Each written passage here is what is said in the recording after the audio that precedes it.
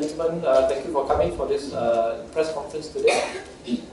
The subject matter today is on One Malaysia Development Bill, 1MDB, not to be confused with IMDB, 1MDB.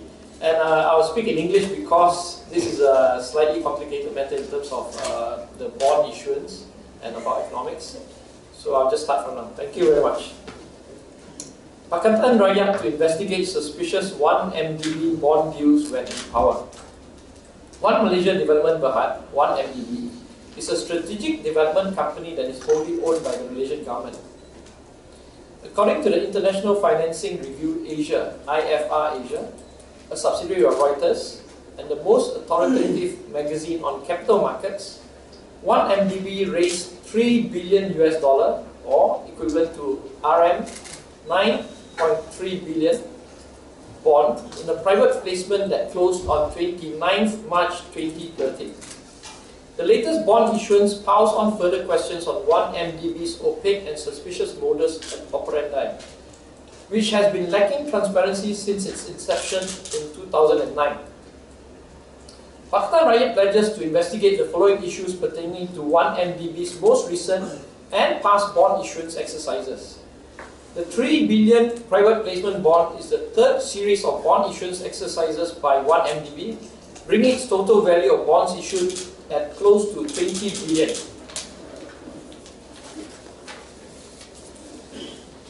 We have a few questions to ask 1MDB. We'll start with the first one.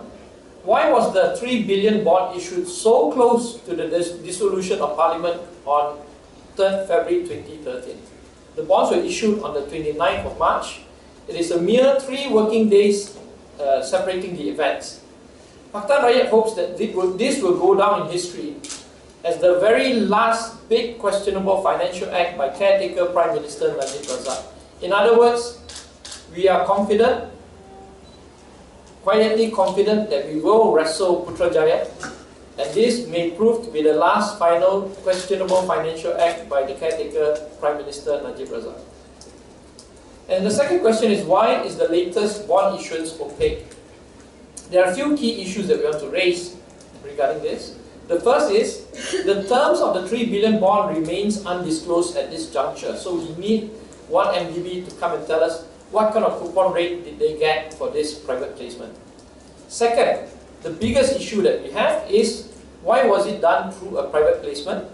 Private placement is where these bonds were given to private companies, not done through an official or publicly open space. Yeah? We are alarmed by the fact that all of these 1MDB bond transactions issued so far since 2009 have been done through private placements. Why were they not launched publicly where the pricing of the bonds can be determined by the market efficiently? So what we're going to do is, when we get to Putrajaya in this 2 weeks to go, we will publicly disclose the recipients of these public placements. Who knows the identity of these public placements, the people who received these? It's one, IMDB should have a record of who actually received it. Two, is Goldman Sachs, the arranger, should know who received this private placement. As a matter of principle, we will honor these bonds. But I can assure the people that we will get to the bottom of this, and we will investigate fully without fear or favor on the recipients of these private placements. Now, the other point they want to raise is the arranger Goldman Sachs, the big investment house. They were reported to have been overpaid by 1MDB in the region of $71 million. That is about 220 million in fees, ringgit in fees, 220 million. Now this is a big issue because the issuance of government-backed bonds, 1MDB is a government-owned company, right? And it is backed by the Malaysian government. If the 1MDB fails to pay these bonds, yeah, the Malaysian government will back it fully. When you issue bonds which are backed by government, the local issuers, whether it's Arab Malaysian Bank or CIMB, whatever the arranger is, they usually charge a very nominal fee because they are doing national duty. Yeah?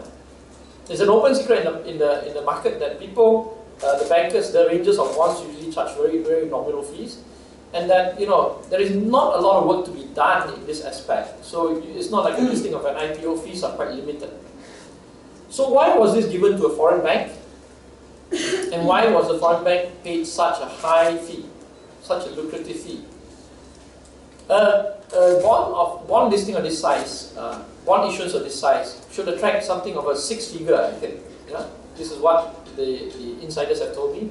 It should only attract a 6-figure fee, and here we're looking at 220 million ringgit. You know, yeah. If you do the maths, that's an 8-figure fee in US dollar, 9-figure fee in Malaysian terms. Now, the last issue I want to raise is about the 2009 bond issuance by 1MDB and the connection to Lau Teck Jo. As you all know, Lau Teck Jo recently organized or sponsored a charity event in Penang. The Hangjiang brought in a couple of rappers and stuff like that. Now this guy is infamous for dating Paris Hilton and, you know, having that 5 million engagement party for his girlfriend by the beach, some Taiwanese singer or starlet. Yeah? So we know, and we want to ask, since we're talking about the 1MDB issue today, why were the previous bonds issued by 1MDB were done at such attractive, generous yield rates? Okay? Let me just give you the basic figure. There was a 5 billion 30-year privately placed bond issue in May 2009, which carried an effective coupon rate of 6.71%. That is extremely high. If it's a government-backed bond, it cannot be more than 5%. I'll give you a comparison to this figure of 6.71%. Malaysian government securities, yeah, what we call MGS, carries a yield, a 20-year yield of 3.82% only. Because it's a Malaysian government is not about to default because we have high oil reserves. Yeah, we got a constant revenue stream from Petronas. So people usually give the Malaysian government a good rating of 3.82%. Kagamas, which is a type of bond also issued by the government, a bit more to be utilized for other things, is about 4.45%. And Khazanah, the sovereign wealth fund of Malaysia, can issue a bond around 4.25%. Yeah? So this is very important. 1MDB does 6.71%. That's very high. If you receive this bond, you're going to make a lot of money. Yeah? When the bond market rate for Malaysian backed securities is about 4.5% at most. So in addition to all this, the bond length, yeah, we have seen Malaysian government-backed bonds to be about 20 years old. But this one, the 1MDB, given a special 30-year bond yield. Yeah? So in this particular case, we know, and the big question that we want to pursue when we take over Putrajaya is we're going to focus on this character called Lau Teck Jo, a generous benefactor of Barisan Nasional's charitable events. We want to ask him what was his role in the bond issuance in 2009. It was always been talked in market talk that he is somehow involved in Terengganu Investment Arm, the TIA, which later morphed into the One Malaysia Development Board. Yeah? So this is our promise to the people. We come to power, we will reinvestigate this because, as I said earlier, the last $3 billion bond issuance was just 3 working days from the dissolution of Parliament. This to me seems like a last-ditch attempt to take out a lot of money, and the way they put it in a private placement status, private placement situation, it creates this opacity about the whole deal. Therefore, it has to be questioned thoroughly. Okay, so that's my statement on 1MDB. As you know, I'm also the PKR candidate for P104 Kelana Jaya. So I'm going to do a little plugging with the members of the media here today. I hope you don't mind. I've been campaigning since Saturday after nomination, and you know, my campaign strategy team, if you look at the next document that I've attached, has decided to try and shake things up a bit. As you know, campaigning in Malaysia is all about drama and walkabout and shaking hands and kissing babies and all that. Yeah? But my area is Kelana Jaya, and half of that area is Subang Jaya. And you know, Subang Jaya people are usually middle class, upper middle class, highly educated, locked into the net. You know, they are very, very critical. I hope constructively critical. So what I'm going to do, I think this could be a first in Malaysia, is to do a town hall format.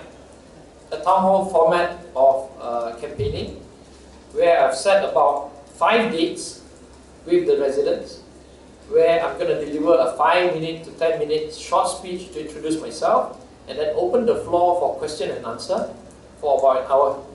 So I hope that that if the reporters are covering this today, that you can see that this is a completely different, something very new in Malaysia. And I hope that you will try to attend one of my functions down here and report and give me a bit of coverage, because we need it. We really need it. Yeah? Okay, thank you very much. I'll now open the floor for questions.